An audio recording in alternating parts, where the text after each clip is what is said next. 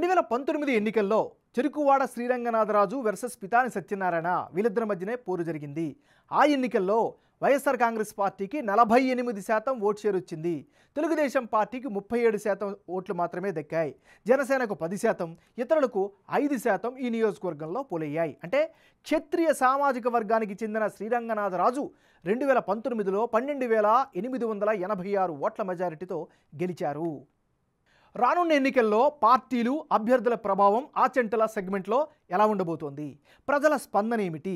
Big TV exclusive detailed election సర్వేలో వెల్లడైనటువంటి అభిప్రాయాలను ఇప్పుడు పరిశీలిద్దాం. ముందుగా అభ్యర్థుల వారీగా బలాబలాలను పరిశీలిద్దాం. ముందుగా శ్రీరంగనాథరాజు, ఈయనకి సంబంధించినంత వరకు ఈసారి అనుకూలమైనటువంటి అంశాలు ఏమిటి? ప్రజల్లో ఇప్పటికీ మంచి పేరును కొనసాగిస్తుండడం ఈయనకి ప్రధానమైనటువంటి ప్లస్ పాయింట్. ఇక పార్టీకి విధేయుడిగా క్యాడర్తో నిత్యం టచ్లో ఉండడం వల్ల పార్టీ పరంగా కూడా బాగా కలిసి వచ్చేటటువంటి మరో అంశం. సొంత నిధులతో అభివృద్ధి కార్యక్రమాలు చేపట్టడం కూడా వ్యక్తిగత ఇమేజ్కి ఎంతో కొంత దోహదపడుతుంది. ఇవి శ్రీరంగనాథరాజుకి సంబంధించినటువంటి పాజిటివ్ పాయింట్స్. మరి ఈయనకి సంబంధించినటువంటి మైనస్ పాయింట్స్ ఏంటో పరిశీలిస్తే 2019 ఎన్నికల హామీలను పూర్తిగా నెరవేర్చలేకపోవడమే ప్రధానమైనటువంటి అడ్డంకిగా కనిపిస్తోంది. మరోవైపు ప్రజలతో కఠినంగా వ్యవహరిస్తారు అనేటటువంటి ఒక అపవాదు కూడా ఈయనకి నెగిటివ్ అయ్యే అవకాశం ఉంది. ఓ వర్గం క్యాడర్ ఆయనతో అసంతృప్తితో ఉండడం కూడా పొలిటికల్గా కాస్త చేటు చేసే అవకాశం ఉంది. ఇక లంక గ్రామాలను కనెక్ట్ చేసే ఫ్లైఓవర్ నిర్మించకపోవడం కూడా ప్రధానమైనటువంటి మైనసెస్లో ఒక మైనస్గా చెప్పుకోవచ్చు. ఇది ఈయనకి సంబంధించినటువంటి ప్లస్లు మైనస్లు. తెలుగుదేశం పార్టీ నాయకుడు పితాని సత్యనారాయణ, మరి ఈయనకి సంబంధించినంత వరకు ఉండే అనుకూల అంశాలు ఏమిటి? గత ఎన్నికల్లో ఓడినా ప్రజల్లో యాక్టివ్గా ఉంటూ ప్రజల్లో ఉంటున్నారు. ఇది ఆయనకి ప్రధానంగా కలిసి వచ్చేటువంటి అంశం.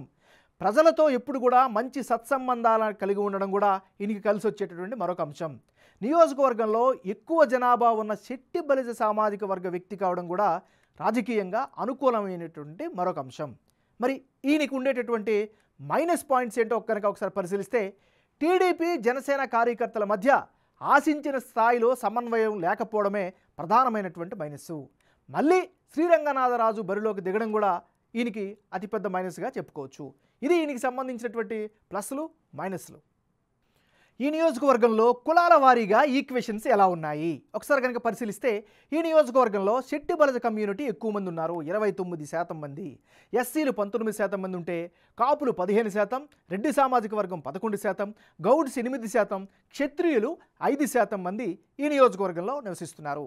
ఈసారి ఆచంటలో మారిన రాజకీయ సమీకరణాలు, జనసేనతో పొత్తు కారణంగా గతంలో కంటే పరిస్థితులు బాగా మారే అవకాశం ఉందని బిగ్ టీవీ సర్వేలో కనిపిస్తోంది. ఈ నియోజకవర్గంలో శెట్టి బలిజ సామాజిక వర్గంలో 29% మంది ఉంటే అందులో టీడీపీ జనసేనకు ఏకంగా 60% మంది మద్దతు ప్రకటిస్తున్నారు. వైసీపీకి 35%, ఇతరులకు 5% ఓట్లు పంచుకునే అవకాశాలు కనిపిస్తున్నాయని సర్వేలో తేలింది. ఇక ఎస్సీ సామాజిక వర్గ ఓటర్లు 19% ఉంటే వీళ్ళలో టీడీపీ జనసేనకు 35%, వైసీపీకి 60%, ఇతరులకు 5% ఓట్లు పడే అవకాశాలు కనిపిస్తున్నాయి. కాపు ఓటర్లు 15% ఉంటే ఇందులో టీడీపీ జనసేనకు 60%, వైసీపీకి 35%, ఇతరులకు 5% ఓట్లు పడే అవకాశం ఉంది. రెడ్డి సామాజిక ఓటర్లు 11% మంది ఉంటే ఇందులో టీడీపీ జనసేనకు 35%, వైసీపీకి 60%, ఇతరులకు 5% ఓట్లు పడే అవకాశం ఉంది.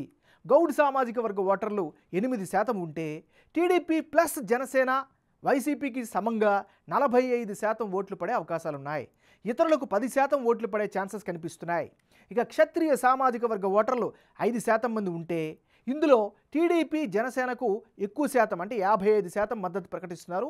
వైసీపీకి 40% మంది, ఇతరులకు 5% ఓట్లు పడతాయని బిగ్ టీవీ సర్వేలో తేలింది.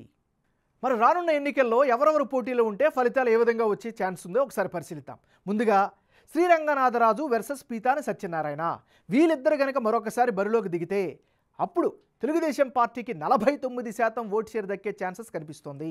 వైసీపీకి 46%, ఇతరులకు 5% ఓట్లు పోలయ్యే ఛాన్సెస్ ఉన్నాయి. అంటే ఇప్పటికిప్పుడు ఎన్నికలు జరిగితే ఆచంట నియోజకవర్గంలో టీడీపీ జనసేన ఉమ్మడి అభ్యర్థి గెలిచే అవకాశాలు ఎక్కువగా ఉన్నాయని బిగ్ టీవీ సర్వేలో తేలింది.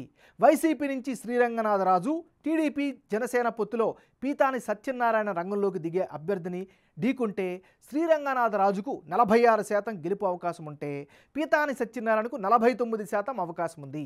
మొత్తంగా టీడీపీ జనసేన ఉమ్మడి అభ్యర్థికి ఎడ్జి ఎక్కువగా ఉన్నట్లు బిగ్ టీవీ ఎలక్షన్ సర్వేలో ఓటర్లు తమ అభిప్రాయంగా వ్యక్తం చేశారు.